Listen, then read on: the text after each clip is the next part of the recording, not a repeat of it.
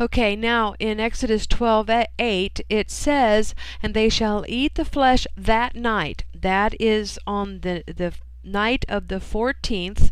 "They shall eat it roasted on the fire with unleavened bread and bitter herbs. They shall eat it." And of course, for bitter herbs, we use horseradish. So in Exodus 12, starting in 9, it says, "Do not eat any of it raw or boiled in water, but roasted, its head with its legs and its inner parts. And you shall let none of it remain until the morning. Anything that remains until the morning you shall burn. In this manner you shall eat it, with your belt fastened, your sandals on your feet, and your staff in your hand, and you shall eat it in haste. It is the Lord's Passover. For I will pass through the land of Egypt this night, and will smite all the firstborn in the land of Egypt, both man and beast. And against all the gods of Egypt I will execute judgment. I am the Lord," that is Yahuwah. "The blood shall be a sign for you, and on the houses where you are, and when I see the blood I will pass over you, and no plague will befall you to destroy you when I strike the land of Egypt." Now, the idea that many have is that the spirit of death would see the blood and just move on.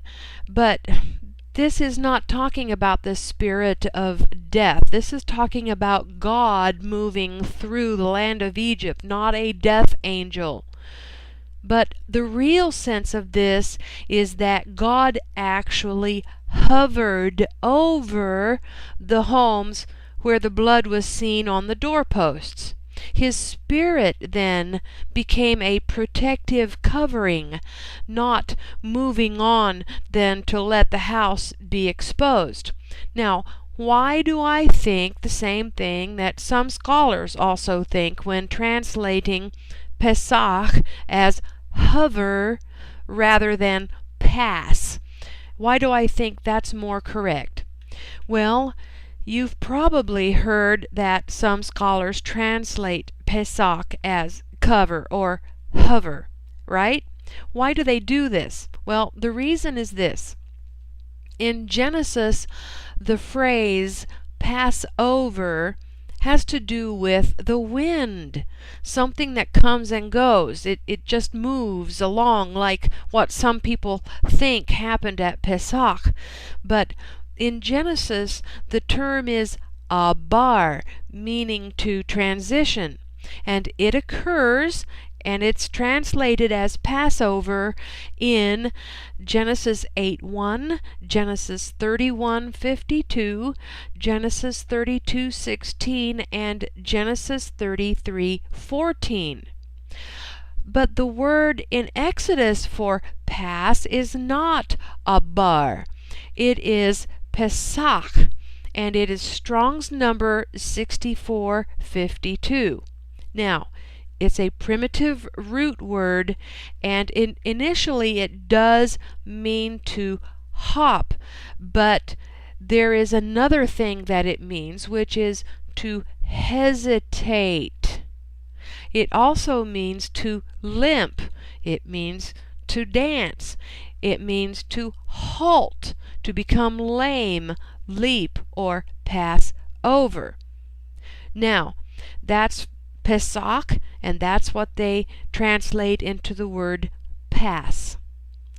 The word for over is al, and it's Strong's 5921, and it means above, over, upon, or against. So we have pass, above, over, upon, or against. Or we have hesitate, above, over, upon, or against. In other words, we have the Lord covering over, hovering and covering where the children of Israel are in their homes. Now, this translation makes much more sense in the light of the coming tribulation, especially if we can view the Pesach as God's way of protecting His people from the things He was going to do to some other people. It has to do with how He will protect us during the coming tribulation. Many believers are reticent to give up their idea of a pre-trib rapture because they simply cannot understand how God will protect them during that time. Now, when someone says this to me, I always tell them about the greater Exodus. But I also realize that this particular Passover happened before the exodus out of the land, before there was an exit out of the land of Egypt. And that's the way it's going to be for us. Yes, we're going to be protected during the greater exodus, that last 3.5 years. We're going to be protected by the clouds of pillar and fire like they were.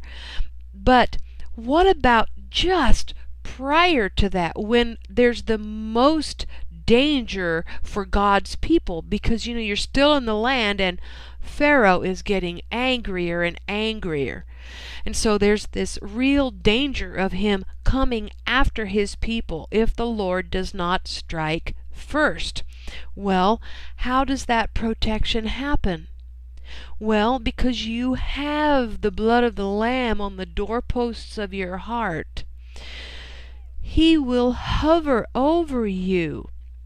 But furthermore, remember that there is coming a Passover in the future when we are going to be sitting with our loins girded, our cloaks on, our shoes on our feet, our staffs in our hand, or in our case, we're going to have our boots on our feet and our backpacks on, and we're going to be eating Passover, and then we're going to get up and go. See?